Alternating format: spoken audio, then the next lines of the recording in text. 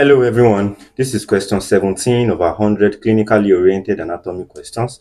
So let's jump straight into the video. It says a 32-year-old patient received a badly placed intramuscular injection to the posterior part of his gluteal region. The needle injured a motor nerve in the area.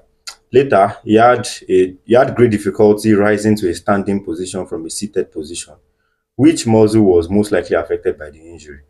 Gluteus maximus, gluteus minimus, hamstrings, iliopsoas, the obturator internus. So the major thing that the question pointed out that we will need to solve the question is what I've underlined here.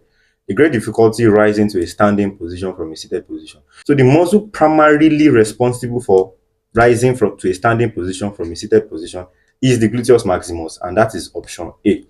So the gluteus maximus is innervated by the inferior gluteal nerve, and it is responsible for extension. It is the major extensor of the hip, and responsible for lateral rotation of the hip also. And it is the major muscle that is responsible for rising to a standing position from a seated position. The gluteus minimus is innervated by the superior gluteal nerve, and it is responsible for abduction of the hip. The hamstring muscles are innervated by the tibial part of the sciatic nerve, and they are responsible for flexion of the knee, basically flexion of the knee. The iliopsoas muscle is innervated by the L1 and the L2, and also the femoral nerve, and they are the major flexor of the hip. The major flexor of the hip.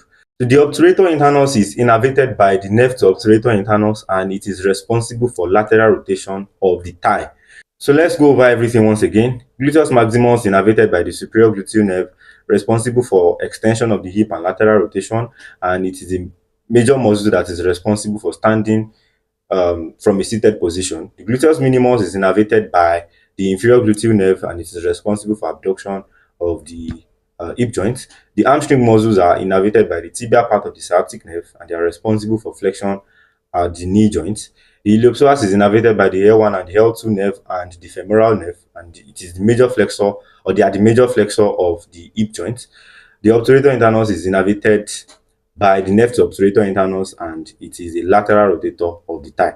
So I believe you understand and you enjoyed, and I will see you in the next episode. Thank you.